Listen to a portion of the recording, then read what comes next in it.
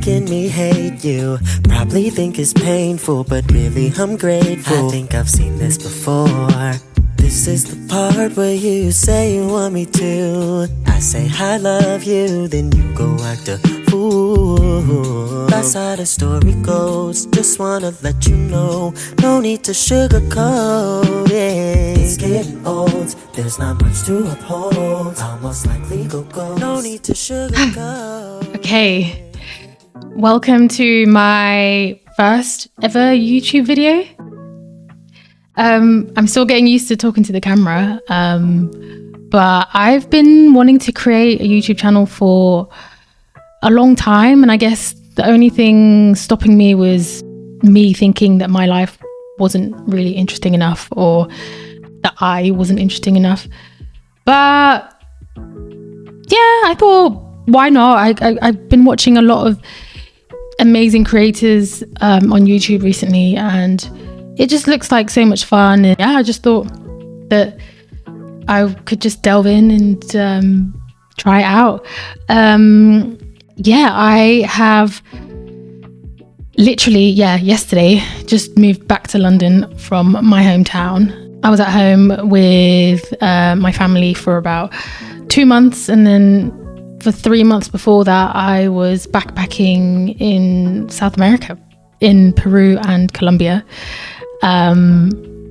which was absolutely incredible. And I did it solo, technically, but the thing you'll find when you're traveling anywhere really is that there's lots of other people also traveling solo, so you kind of end up just making a lot of friends and being around a lot of people, so it doesn't really ever feel like you're solo. So for me, being someone that does like some alone time and to socialize with others, I think I'm a bit of an ambivert. I thought that was perfect for me. And yeah, last year I just decided to take a break from my job. My company was very nice enough to offer me a 6-month break from my job in London so that I could go traveling, which was kind of a terrifying decision to make, but also at the same time not terrifying, because I have always loved traveling. I think I've always been obsessed. I mean, I am a Sagittarius, so I just love going to new places and discovering new cultures, and I just feel like when I'm traveling, that's when I feel the most like myself. I don't know, I just love it. I just love every aspect of it, and I love learning new languages, and I can kind of speak Spanish, I guess. It feels a bit odd saying that, because technically, yes, I did learn Spanish in school, and I did live in Madrid for a year during my 3rd year of university. But yeah, after that Erasmus year, I think aside from my final year at uni, I just spoke Spanish a lot less. I mean, obviously I live in the UK, so there's really no need to keep speaking it unless you know Spanish speaking people here. But the only times when I would use Spanish would be when I was WhatsApping my friends from that year of being a student in Madrid. So yeah, like my level of Spanish went from being like, I think I achieved like a C, I think it might be C1, the highest level, which is kind of like fluency, to suddenly getting a lot worse. But I do know some basic Spanish, and in Peru I did a lot better there than I did in Colombia, because the accent in Peru is a lot more understandable than in Colombia, and the accent in Colombia just threw me off completely, which had this weird effect of making me forget my Spanish, which was really, really strange. Like it was just something that I could not get used to. Like they have a lot of slang words over there that I'd never come across, and also they do not pronounce words the way that Spaniards or Peruvians do, which is the way that I was kind of used to. I'm going off on a tangent. So last year, I went on a break and then packed up all my things and I sublet my room in my flat in London. And at the beginning of October, I kind of just set off with my massive backpack and decided to go to Peru first because the number one thing on my bucket list was to go to Machu Picchu. And so my first stop was Lima. It was such a long journey to get there. I had to fly to New York, and then it was just the most stressful thing because I flew with two different airlines. So I flew with Virgin Atlantic to get to New York, and then I think I flew with maybe Latin American Airlines. I think I flew with them from New York to Lima. Getting to Lima was all fine. I stayed in the area of Miraflores, which is the area to stay in when you're going to Lima. You could also stay in Barranco, but I just felt like Barranco was kind of far from everywhere. So stayed in Miraflores. I stayed in a hostel called Alpes Kennedy Lima, which was great. They had like it was a pretty good breakfast, I would say, but I think now, having traveled around Peru, I think the prices were like more expensive than normal, I think. But it wasn't like a particularly social hostel, but it was just a great place to go if you were feeling jet lagged. And I ended up spending about a week in Lima, which is way too long, I think. In hindsight, I would have stayed there for like maybe 2-3 days max. Like, I didn't do a ton of research about Peru before I got there. I did start watching some videos about the Salcantay trek, which is the trek I ended up doing to Machu Picchu.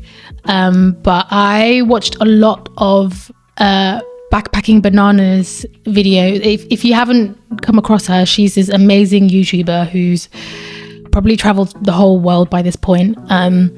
And she is just so great at what she does. Like, she records these incredible videos in these amazing locations and they are so detailed. She gives you so much advice about solo traveling and budgeting and things like that. So go check her out if you haven't already. But I started watching more of her videos when I was in Lima, and the next place to go to was Huacachina. And Huacachina was just the most surreal place because I had no clue that Peru had any deserts. But Huacachina is basically a village that is part of Ica, the city of Ica. And it is like practically this oasis that's surrounded by sand dunes. And it was just the most incredible place. And I was so happy to get there because it was like 30 degrees, it was sunny. And yeah, the weather in Lima was just not doing it for me. It was like 23 degrees and cloudy, which if you're from the UK, that's kind of okay weather, but just no, I needed some sun. So Huacachina was just amazing. I stayed there for like 5 days, just enjoying the downtime and the weather and just seeing the sunset every single evening, like climbing up the dunes to see the sunset, which was just incredible. And I stayed at a place called Bananas Adventure, which was a great hostel, I would say. It's like a great mix between like a social vibe and just a quiet vibe. And yeah, excellent food. The restaurant was great. The prices were decent, and I think they switched the music off at like 10 p.m. So it was really good. There was this other party hostel that we did go to for 2 nights, called the Wild Rover, which was like a 3-minute walk down the road. That was legitimately a party hostel. Like, it was just, there was like a bar which basically the hostel basically turns into a club each night, and the dorms are right next, like the dorms are just there. So I just felt sorry for whoever was sleeping at that hostel. But then I realized, you know, they must have known about that when they were booking. So but yeah, it was a good party. I went there with some of the friends that I'd made from the hostel I was staying at, and yeah, it was a good time. And then after Huacachina, it was time to go to Paracas, which initially Paracas was not on my list of places to go to, because I just wasn't sure. Like, on this trip, it was, I'm the kind of person who does like to plan things in advance, but I don't plan every single thing. And I found that in Peru, it was kind of easy to just do some last minute planning because the transport system was amazing. Like, you could literally just book a ticket the day before. And yeah, Paracas was just an hour's drive away from Huacachina. And Paracas is basically home to what is known as the poor man's Galapagos, which is basically this island that is home to penguins and sea lions, and you're not actually allowed to be on the island, but or to go on the island, but there are like two men who are, I think, in charge of conservation and like looking after the animals and things. And Paracas it was great. I spent like 2 days there. On my first day, a friend that I'd made in Huacachina and I and a bunch of other people basically did this buggy ride through the Paracas National Reserve, I think it was called, the nature reserve. Anyway, it was this incredible place, this huge reserve that looks like it could be in the middle of Mars. But we basically, we each had like our own buggy. Everyone was driving in pairs, and the daredevil in me loved it. And then, yeah, the day after that, we went to Islas Ballestas. And then the day after that, it was time to get on a day bus to go to Arequipa. And Arequipa is the city that is closer to the south of Peru. And I guess it's the most kind of colonial type city, or colonial looking city in Peru. Because compared to Cusco, I thought it was a bit more, the architecture seemed a bit more modern. And it was really interesting because on a walking tour that I went on, they basically said how a lot of the architecture was based on, it was kind of like a mix of different European architecture. So there was a lot of kind of French inspired buildings and a lot of the kind of typical standard Spanish sort of architecture that you normally see in Spain. And Arequipa is basically surrounded by these like volcanic mountains, and it's also home to the Colca Canyon, which I think is like the third deepest canyon in the world. And silly me decided to do a 2-day 1-night trek going down the Colca Canyon, which was not it is not for the faint-hearted. It was basically you basically start from, so you have to drive out from Arequipa. I think it was like we had like a super early start at like 4:30 a.m. And then it was like a 3-hour drive to get to the first point. And Arequipa is at an altitude of like 2,300 meters, I think. So you are driving, and as you're driving out to get to the canyon, you're going higher and higher in altitude.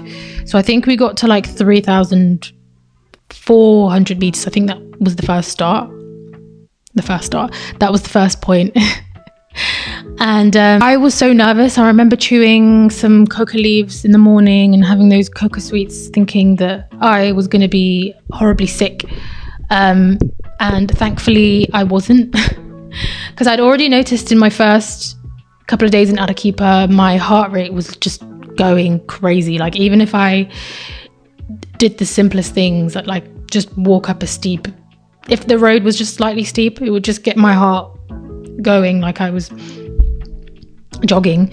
And I'm not the fittest person, but I do work out fairly regularly. And I've noticed that on my Apple Watch, my heart rate had really gone up.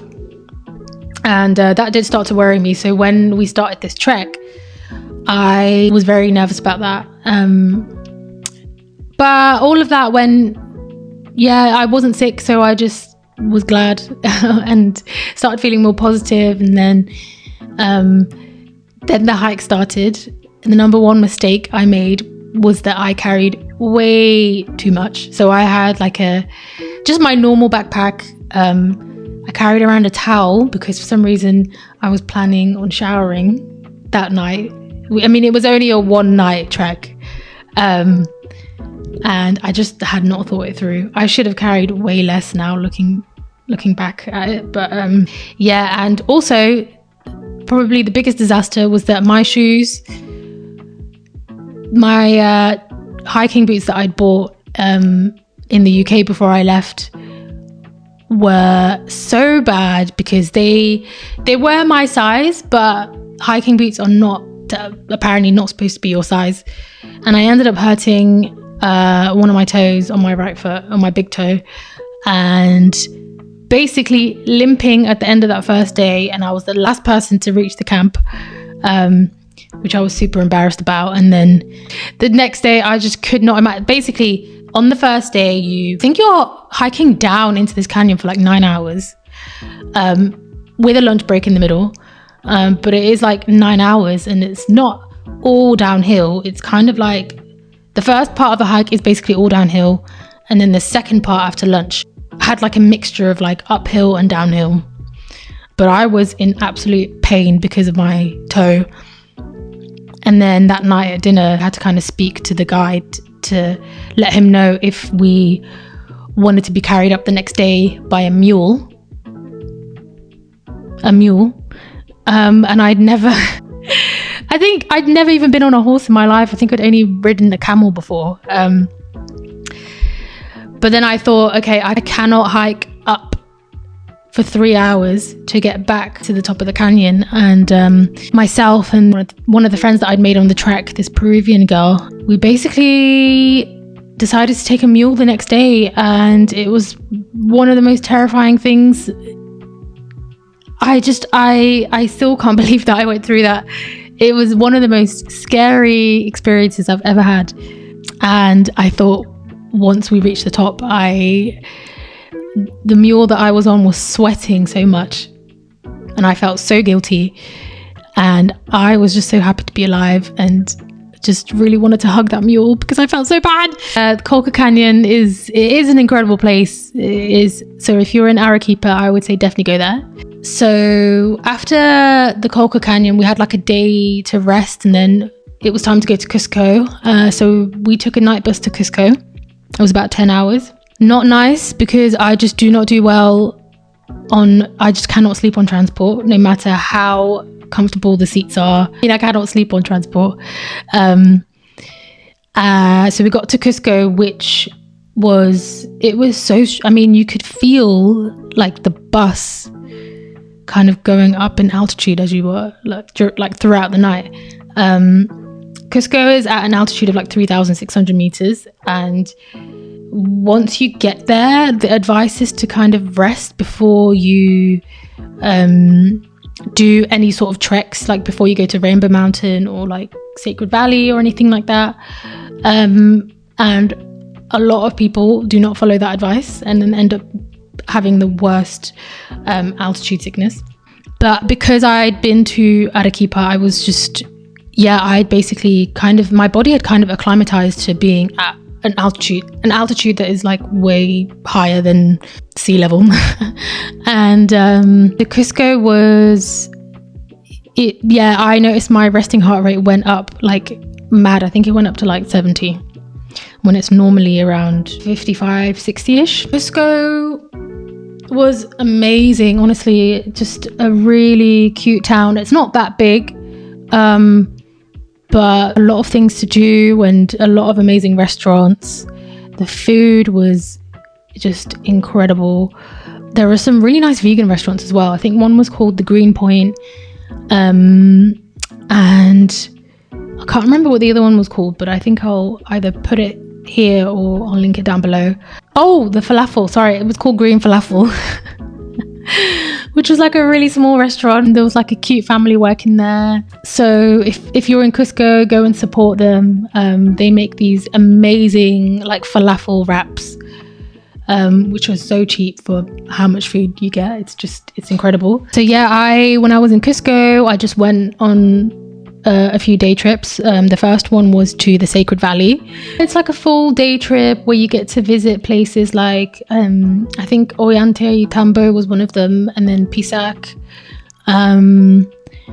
That was incredible. And then I was really reluctant to do the trek to Machu Picchu, the Salcantay trek, after that disaster at the Colca Canyon, because I just thought a lot of people were kind of like fear mongering, saying that the Salcantay trek was like way harder than the Colca Canyon. But then one of the friends that I'd made had already done the Salcantay trek, so she told me that the Salcantay is a lot easier. Like it's definitely not as intense in terms of the actual trek itself. There's a bit more teamwork involved. Like people don't kind of just treat it as if it's a race.